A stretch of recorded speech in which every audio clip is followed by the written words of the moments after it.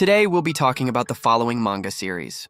You Like Me, Not My Daughter? Is a mother in her 30s like me alright? I hope you enjoy, and maybe find a new manga to read. First off, we have You Like Me, Not My Daughter, a charming age-gap romantic comedy manga adapted from Kota Nozomi's light novel series, illustrated by Tesha Nazuma. The story centers on Ayako Katsuragi, a beautiful 30-something single mother who, a decade earlier, took in her orphan niece Miu after the tragic death of her sister and brother-in-law in an accident. At just 24 years old, Ayako sacrificed her own dreams of higher education and a career to raise Miu as her own daughter, forging an incredibly close mother-daughter bond filled with everyday warmth, teasing, and mutual support. As Miu enters high school, Ayako begins fretting over her daughter's potential romantic interests, particularly their neighbor Takumi, Takun Adarazawa, a kind, handsome 20-year-old college student who has been a family friend since childhood. Takumi has tutored Miu for years and frequently visits their home with a bright smile, leading Ayako to assume he's the perfect match for Miu. She even teases her daughter about it, excitedly anticipating the day the two youngsters might start dating. However, everything flips upside down when Takumi requests a private conversation with Ayako. Bracing herself to give her blessing to the budding couple, Ayako is utterly shocked when Takumi confesses his deep, long-standing romantic feelings, not for Miu, but for her. Takumi's love didn't develop overnight. It traces back to when he was just 10 years old. A pivotal childhood moment, getting caught in the rain and being cared for by Ayako, complete with shared baths and warm hospitality, sparked his precocious crush. Over the next decade, Takumi dedicated himself to self-improvement, eating healthily, swimming, because Ayako once offhandedly mentioned swimmers are cool, studying diligently, and even tutoring Miu, all to become a man worthy of protecting Ayako and supporting her family. By the time he's in college, his feelings have matured into genuine single-target devotion, and he confesses boldly, asking Ayako to date him. Ayako, however, is plagued by doubts and insecurities. She views herself as an old maid past her prime, burdened by the responsibilities of single motherhood and the 14-year age gap. Seeing Takumi as the little boy next door, almost like a surrogate son, she struggles with the idea of him loving her romantically. In hilarious attempts to dissuade him, Ayako tries portraying herself as flawed. An alcoholic who can't hold her liquor, a spendthrift with expensive tastes, or a frumpy woman who's let herself go, despite being a head-turning beauty with an enviable figure that causes wardrobe malfunctions and draws admiration everywhere. She highlights her flabby belly or obsessions like the magical girl anime Love Kaiser, but Takumi sees through every ploy, often turning them into endearing moments that only deepen his affection. Complicating matters is Miu, who not only harbors no romantic feelings for Takumi, viewing him purely as a big brother figure despite a forgotten childhood marriage promise, but becomes the ultimate shipper for her mom and Takumi. Burdened by guilt over Ayako's sacrifices, Miu desperately wants her mother to pursue her own happiness. She acts as a gadfly, teasing Ayako relentlessly, fabricating stories, like Takumi having a new girlfriend or even claiming she'll pursue him herself, and engineering situations to force Ayako to confront her growing feelings. Miu's schemes lead to date-peeping mishaps, motivational lies, and heartfelt revelations, adding layers of comedy and family drama. As the story progresses across volumes, the romance evolves from confession and rejection to tentative steps forward.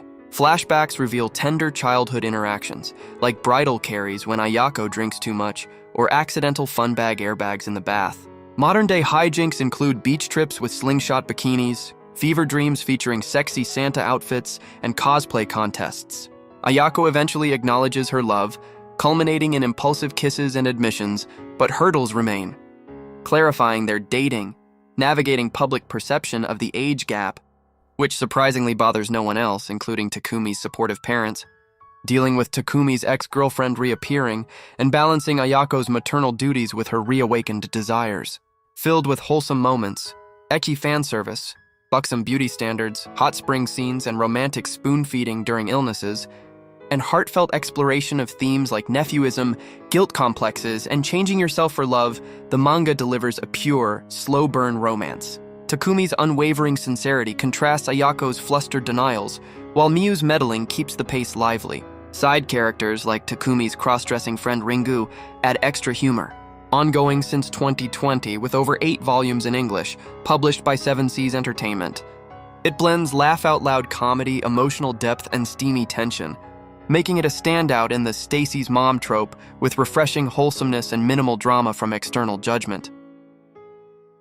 Next, we have Is a Mother in Her 30s Like Me All Right?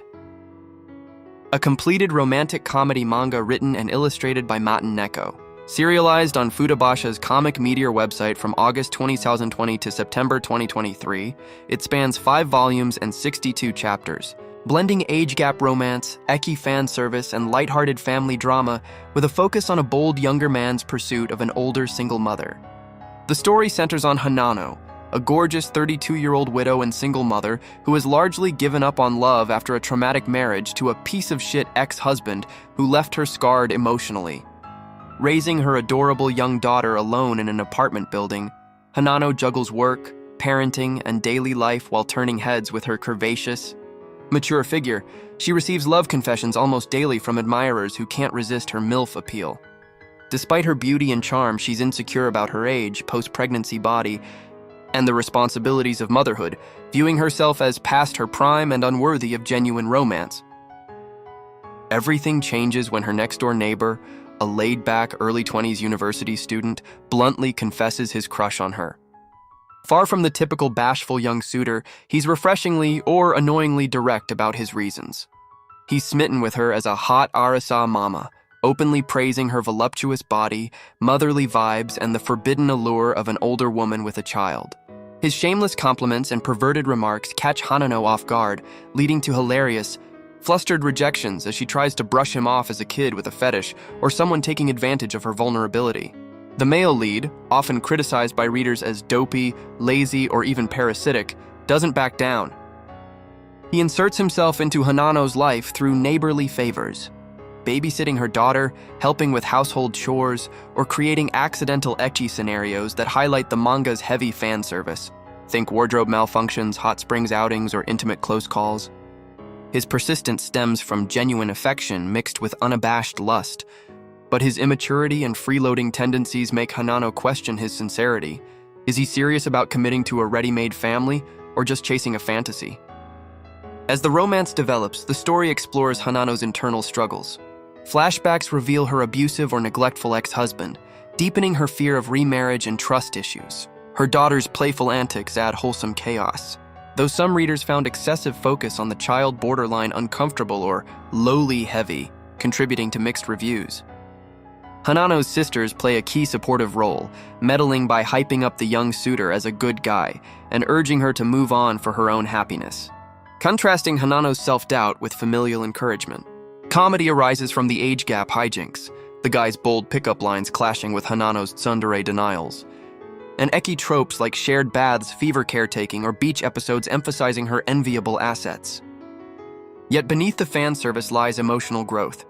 Hanano gradually warms to his unwavering pursuit, seeing past his laziness to his reliable support.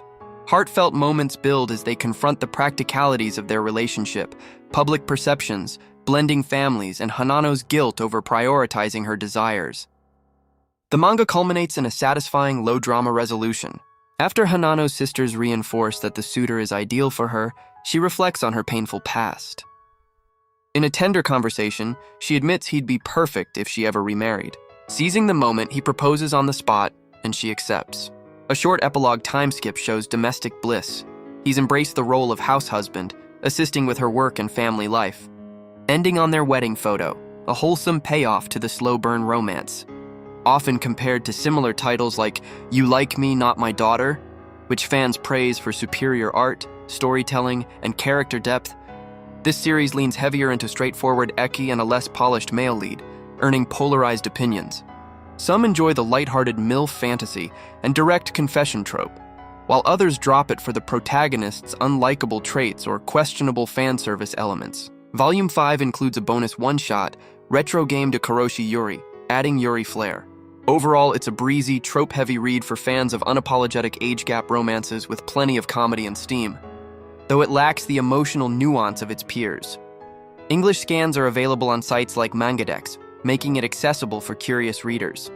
As always, I have provided the titles in the description of the video, and while you're down there, why not subscribe and like the video for more daily recommendations like this one? For more daily recommendations of doujins and more adult-centric content, check out my Patreon. The link is also in the description. As always, thank you for watching and have a blessed day.